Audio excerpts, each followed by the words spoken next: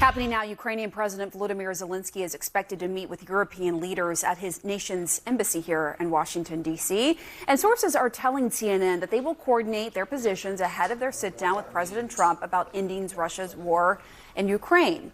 Now, this is video right here of Zelenskyy meeting earlier this morning with U.S. envoy Keith Kellogg. You see Zelenskyy wearing a black T-shirt. We'll see what he wears when he meets with President Trump later today around 1 p.m. Eastern Time.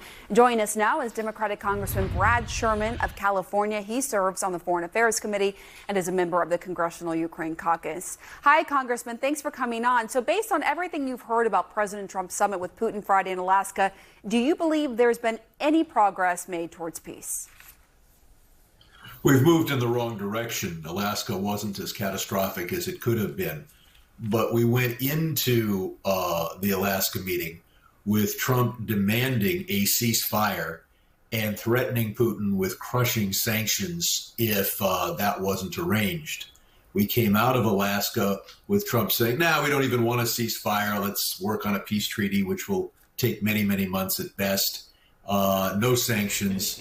So while Trump didn't make territorial concessions on behalf of the Ukrainians, he did shift to the Russian approach, which is no sanctions, no new sanctions on Russia, and no ceasefire anytime soon. The president's envoy, Steve Witkoff, told CNN that Putin agreed to allow security guarantees for Ukraine and did make concessions on keeping Ukrainian territory as part of a potential peace deal or giving that up. Why don't you see that as progress? I have no idea what security arrangements Putin has consented to.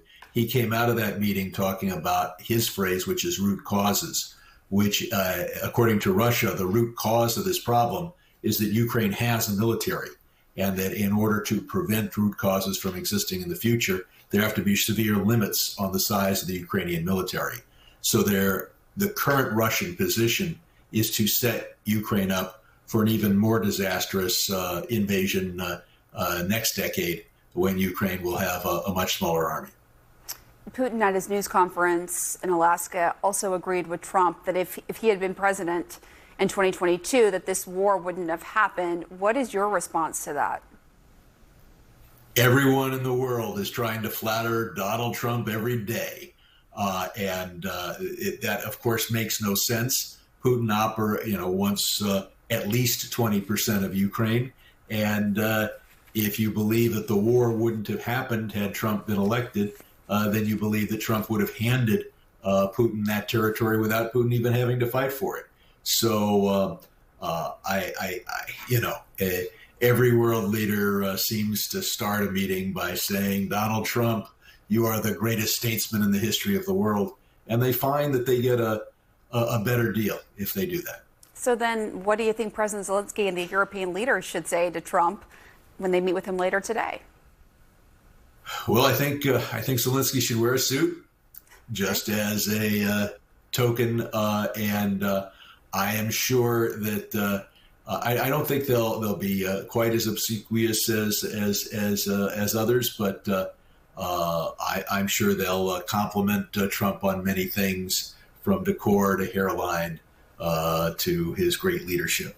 I'm sure Zelenskyy will nominate Trump for a Nobel Prize if Trump will change to the views he had just a few weeks ago.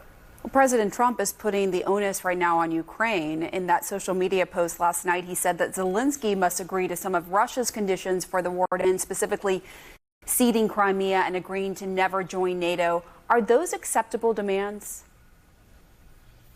They're acceptable if Ukraine makes them, and those would be two of the things that a reasonable Ukrainian leader might make concessions on. But that level of concession is just the beginning.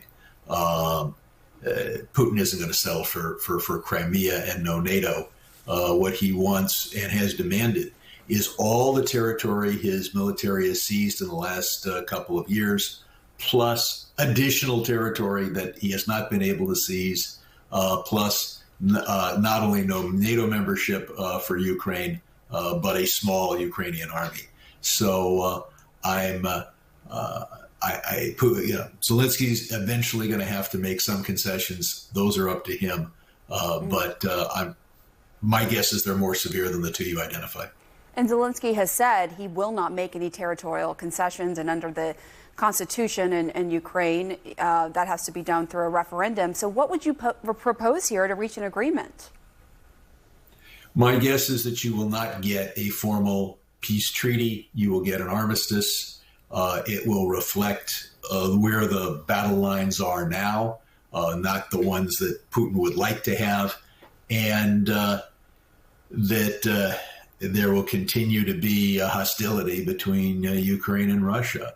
I don't think Ukraine will join NATO, but I don't think any Ukrainian leader is going to formally cede territory forever to Russia, let alone as much territory as Putin would demand. Congressman Brad Sherman, thank you so much. Thank you.